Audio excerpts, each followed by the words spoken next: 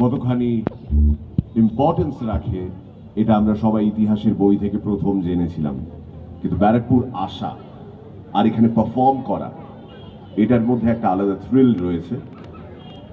Specially যখন show শেষে আমাদেরকে বলা হয়েছে আমাদের নাকি দাদা বৌদির বিরিয়ানি খাওয়ানো হবে।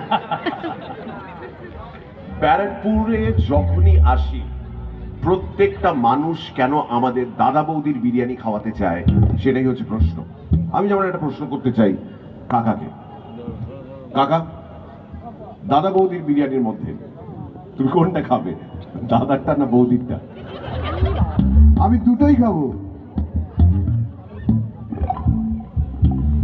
আমরা কিন্তু প্রথম যখন জেনেছিলাম দাদা বৌদির বিরিয়ানির ব্যাপারে আমরা ভেবেছিলাম বোধহয় দু ধরনের আলাদা বিরিয়ানি তৈরি করা হয়, একটা দাদার বিরিয়ানি একটা বৌদির বিরিয়ানি।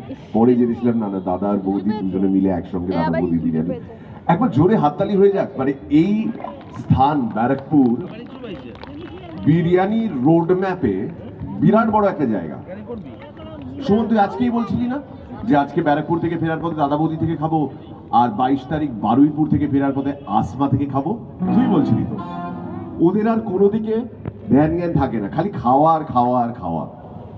জয়কে ধন্যবাদ আমাদের ব্যারাকপুরে নিয়ে আসার জন্য। আর প্যাকেটগুলো চিরন্তন ইকুয়াল করে ডিস্ট্রিবিউট করে আমাদের দুটো গাড়িতে তুলে দেবে দাদা বৌদির যে বিরিয়ানি। আর বলতে হবে না নিশ্চয়ই স্পেশালি বলেছো মটন।